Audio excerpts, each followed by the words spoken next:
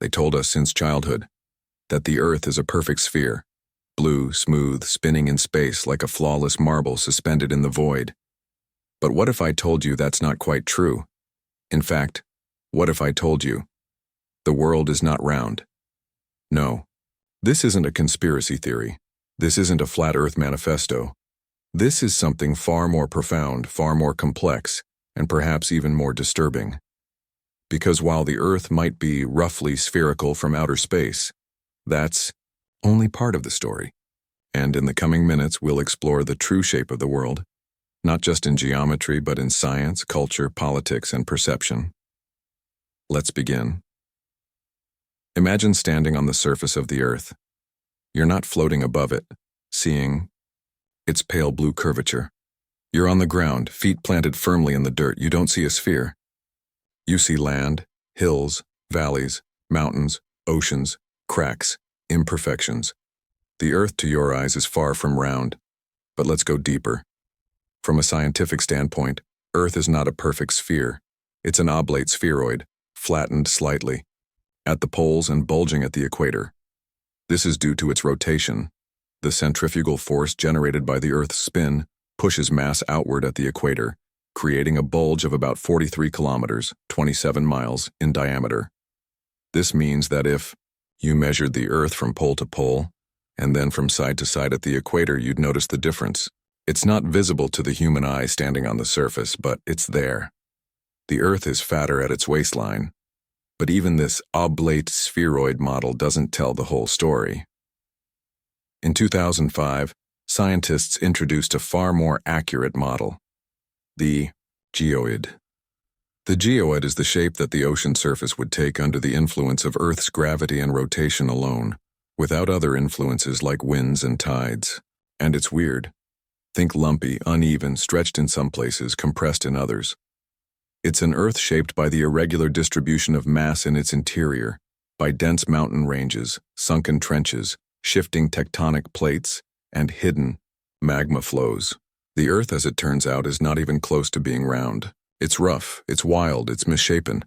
But if it's not round, then why do we keep saying it is? Because it's easier. Because humans crave simplicity. Because a neat, spherical Earth fits perfectly into our minds and into our maps. It's convenient. It's symbolic. It's good enough for most purposes. But good enough doesn't mean true. In fact, the history of the Earth's shape is not just scientific. It's philosophical, cultural, even political. Let's rewind the clock. Way back, ancient civilizations had wildly different ideas about the shape of the world. The ancient Mesopotamians believed the Earth was a flat disk floating in a cosmic ocean.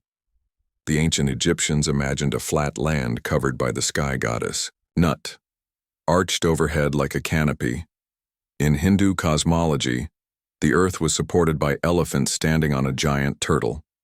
It wasn't until ancient Greek philosophers like Pythagoras and later Aristotle that the idea of a spherical Earth gained momentum. They weren't entirely wrong, but they also weren't using satellite data. They were using shadows, logic, and observations. By 240 BCE, the Greek mathematician Eratosthenes calculated the Earth's circumference using a stick and some shadows, and he was remarkably close. But even then, the idea of a round Earth wasn't widely accepted. Many cultures clung to their own models, because shape wasn't just about geography, it was about worldview. And then came the maps. The world maps we use today were born from European exploration. But they're not objective, they're political documents.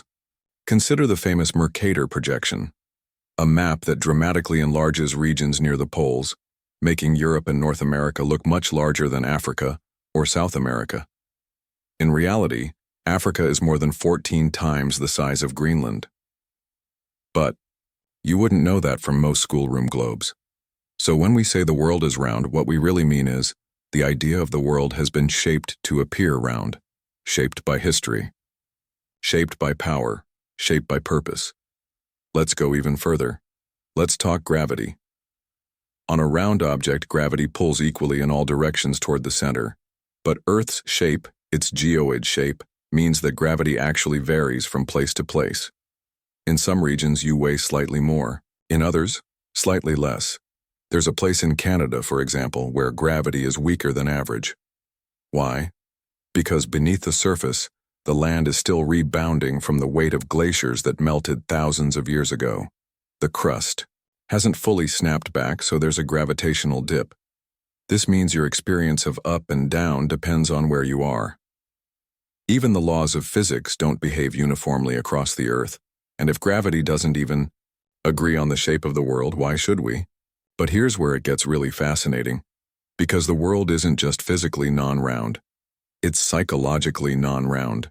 Culturally, emotionally, existentially. Each of us experiences a different version of the world. Your world isn't just the Earth. It's your city, your job, your family, your fears. The way you see the world is distorted by your beliefs, your upbringing, your environment. One person's paradise is another's prison. One person's mountain is another's molehill.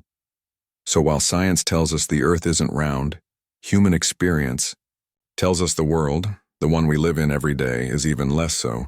It's twisted. It's skewed. It's deeply personal. We'll explore this even further in the next part. We'll dive into the shape of perception, the shape of time, the shape of identity. Because not round doesn't mean flat. It means multidimensional. It means messy. And maybe, just maybe, that's what makes the world beautiful. If the first part made you question the physical shape of the Earth, this part will make you question the shape of reality itself. Let's begin with time. We often think of time as linear, a straight line moving forward from past to future, 1 second after the next, predictable, mechanical, clockwork. But is that really how we experience time? Think about it. Sometimes a minute feels like an hour. When you're in pain, when you're waiting, when you're anxious. And sometimes hours pass in what feels like seconds. When you're in love, when you're focused, when you're lost in a story. Time doesn't feel round. It doesn't feel linear either. It feels warped. And scientifically, that might not be far from the truth. According to Einstein's theory of relativity, time is not a constant. It bends and stretches depending on speed and gravity. Time flows more slowly near massive objects. It speeds up as you move away from gravity. This means that astronauts on the International Space Station age a tiny bit slower than we do on Earth, not metaphorically, literally. Time is not a straight line. It's curved. It's contextual. It changes depending on where you are and how fast you're moving. So once again, we find the world is not round, not just in space, but in time. Let's turn to space, not outer space. Human space.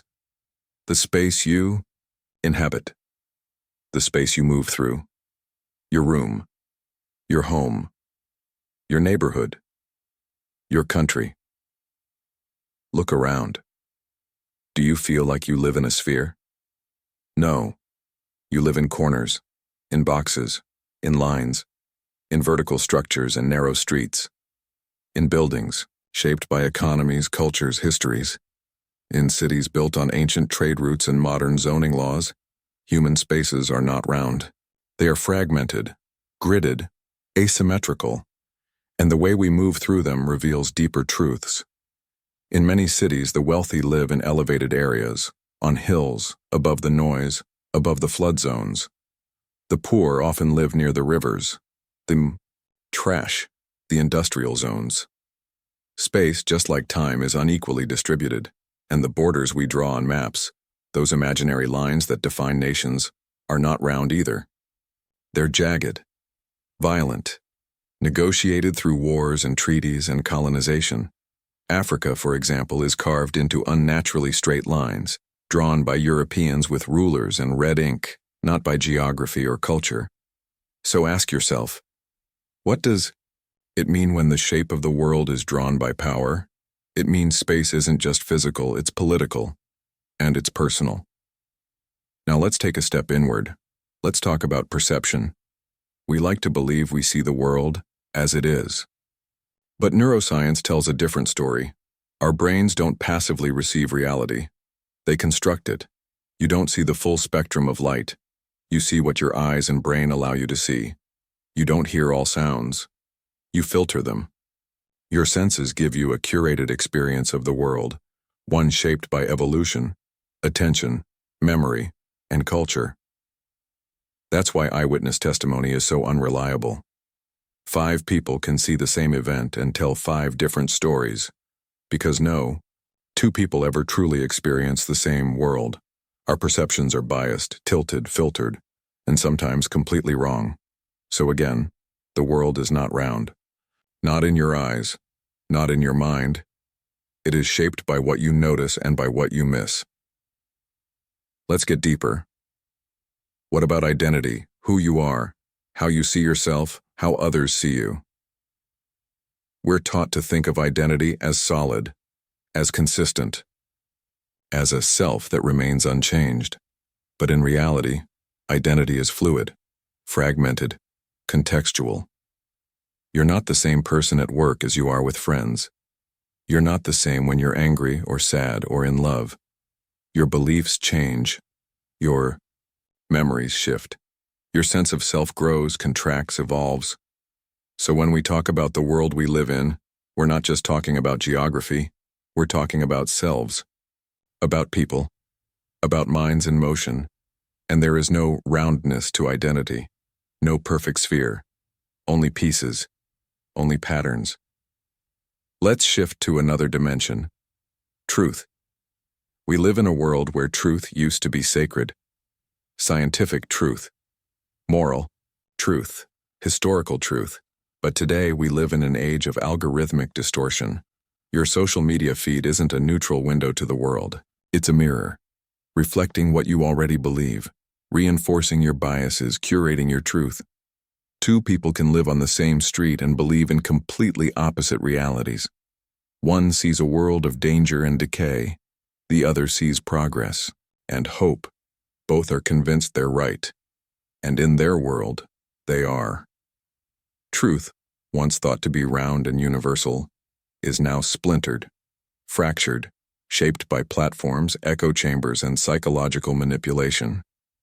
So again, the world is not round, not in facts, not in stories.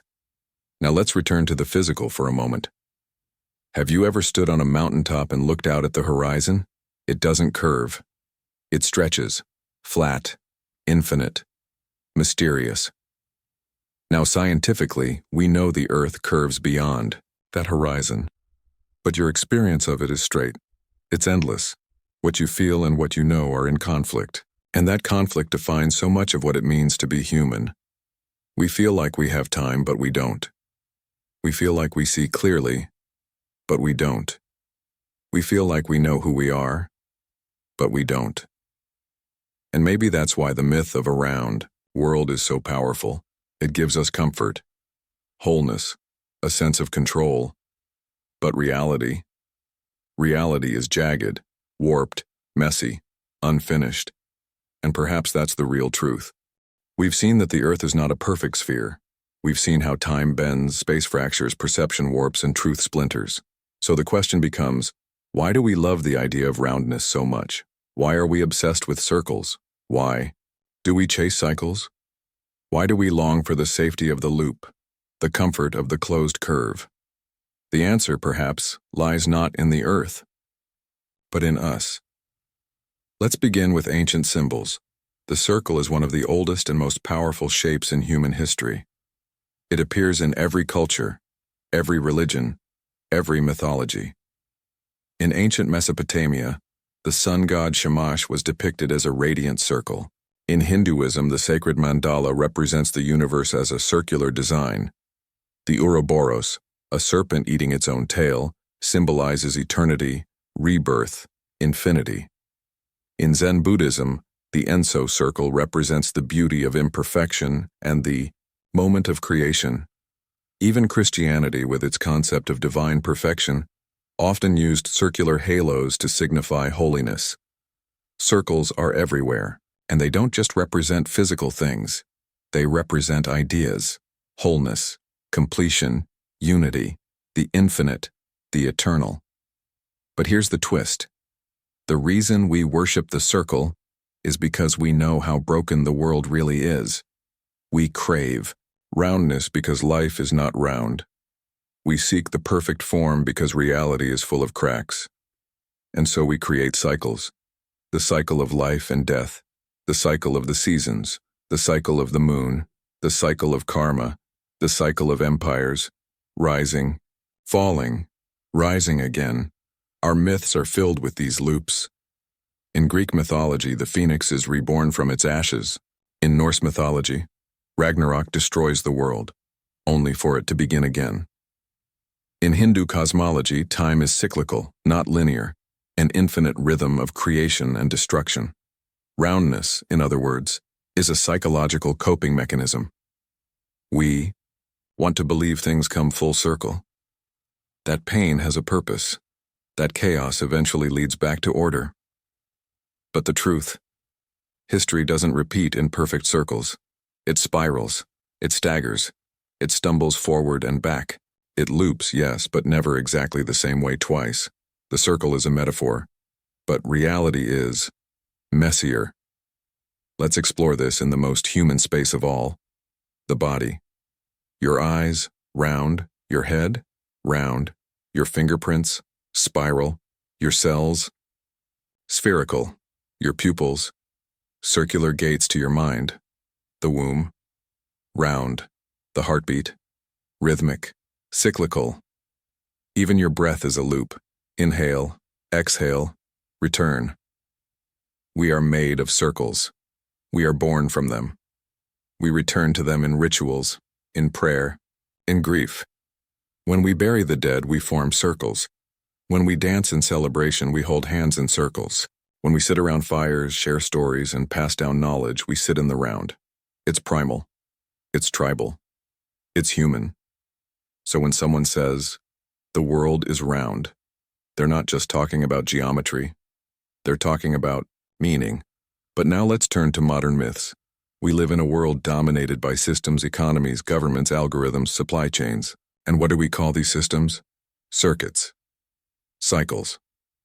Feedback loops. The language of the machine is circular. We want things to be predictable, closed, efficient, circular. But real systems, ecological, emotional, political, rarely operate in perfect loops. They break, they collapse, they mutate. Take capitalism. It's often described as a cycle of production, consumption, and profit, but in practice it's more like a spiral, growing, consuming, crashing, and repeating with greater volatility. Take democracy. A system that's supposed to loop power between people and leaders, but over time, corruption distorts the loop.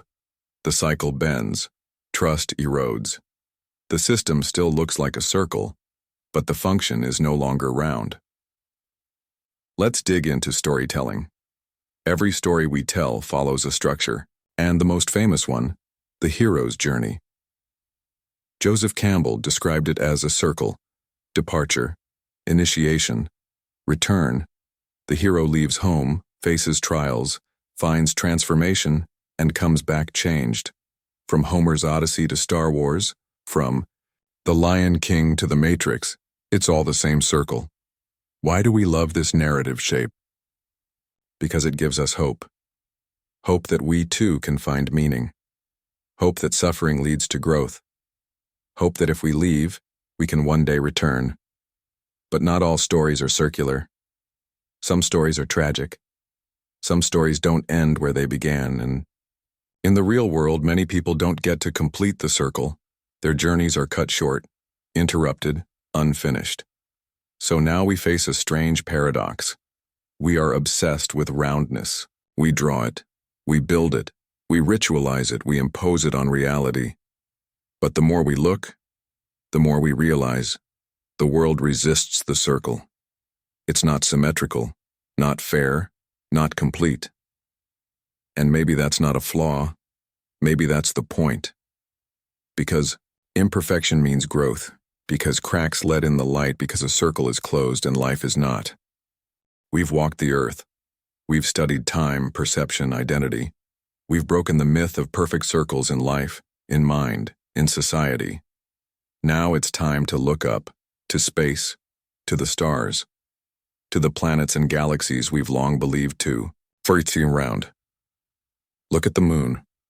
From Earth it appears as a glowing disk, a smooth white circle in the night sky. But look closer, through a telescope, through the eyes of science. The moon is not a perfect sphere. It's dented. It's cratered. It's slightly egg-shaped. Due to gravitational interactions with Earth, the moon's mass is not evenly distributed. One side is heavier, slightly bulging toward us. Even our closest cosmic neighbor is misshapen. Now think of the planets. Mercury, Venus, Earth, Mars, all rocky, all roughly spherical, but none of them perfect. Jupiter, a gas giant that spins so fast, it's dramatically flattened at the poles. Saturn, the same. A swirling oblate orb, bulging at the equator. Even the sun is not truly round. It spins, it ripples, it fluctuates. Perfection is not found in motion, because motion distorts. Rotation creates bulges. Gravity pulls unevenly. Impact scars the surface. The universe is full of spheres, but they are living spheres, dynamic, evolving, misshapen by time and force, and the more massive they are, the more they break symmetry. Let's zoom out. Planets orbit stars, stars orbit galactic centers. Galaxies spin in gravitational webs, and for centuries, we thought their paths were circular. But in 1609, Johannes Kepler shattered that illusion. He discovered that planetary orbits are elliptical, ovals, not circles. And that changed everything. It meant the universe wasn't built on divine symmetry, but on mathematical precision mixed with imperfection. Orbits aren't loops. They wobble. They drift. They decay. Even the Earth's path around the sun isn't fixed. It precesses, shifts slightly over time due to gravitational interactions with other bodies. There is no perfect return, no closed eternal loop. Even the heavens spiral outward. What about galaxies? From far away, a spiral galaxy looks like a pinwheel, balanced, round, but on closer inspection, it's chaos. Stars collide. Dark matter warps space-time. Black holes churn in the center. The beautiful spiral is an illusion of motion, of billions of suns trapped in gravitational dance, all following rough, unstable paths. And beyond that, the universe itself. For centuries we debated, is the universe finite or infinite, flat or curved? And in recent decades, cosmologists have mapped its geometry using data from cosmic background radiation. Their conclusion? The universe is not round. It's not even clearly curved. It might be flat, mathematically speaking, yet it stretches in all directions, filled with distortions from dark energy, black holes, and quantum fluctuations. And if the universe is flat, it's not because it's simple, it's because it's complicated beyond comprehension. The word flat here doesn't mean two-dimensional. It means space itself, on the grandest scale, may not curve back on itself. There might be no cosmic loop. No edge, no return, just endless expansion. The circle breaks. The roundness dissolves. Infinity opens. But here's the most extraordinary part. The further we look out into space, the further we see back in time, because light takes time to travel. So, when we look at a galaxy a billion light-years away, we're seeing it as it was a billion years ago. The universe reveals itself in fragments, in echoes, in distorted signals from a time before time. And what do we find in these distant corners? Collisions on asymmetries, giant voids and chaotic clusters. The large-scale structure of the cosmos is not uniform, not smooth. It resembles a web, a cosmic foam, filaments of galaxies surrounding vast empty regions. It's not round. It's more like a network, a living skeleton of energy and matter strung across an invisible frame. The structure of reality is lumpy, lopsided, gorgeous in its disorder. So now, the myth is fully exposed. From the surface of Earth to the edge of the observable universe, roundness is never real. It is a suggestion, a tendency, a simplification. Nature prefers function, not form, and in function, irregularity reigns. But what about us? What does it mean for us to live in a universe that is not round? It means we must abandon the fantasy of symmetry. It means we must embrace asymmetry as a law of nature. It means the real beauty of existence lies not in circles, but in wild, chaotic, living geometry. Because every dent in the moon's surface has a story. Every bulge on a spinning planet is a dance between force and time. Every misshapen star is a flame battling gravity. And every part of you, your bones, your veins, your fingerprints is uniquely flawed, uniquely beautiful. You are not round, and that's what makes you real.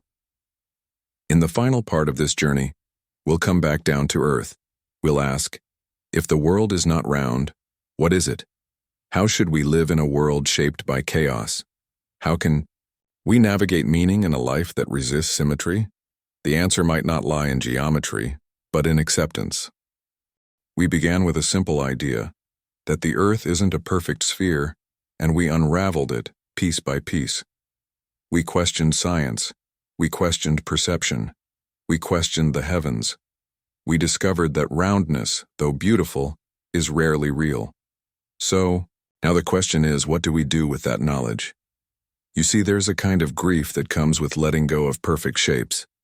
We want the world to make sense, to have order, to have patterns we can follow, circles we can trust. But what we find instead is uncertainty, edges, cracks, friction. So how do we live in a world that doesn't loop neatly? How do we find meaning in the crooked, the uneven, the incomplete? First, we embrace imperfection, not as failure, but as foundation. Perfection is static. It doesn't breathe. It doesn't bleed. It doesn't grow. The circle never opens. It never breaks. It never evolves. But life does. The most powerful changes in your life didn't come in tiny loops. They came in crashes, in collapses, in turning points you didn't see coming. You were broken and rebuilt. You were lost and redefined. And in that process, you didn't complete a circle. You traced a spiral.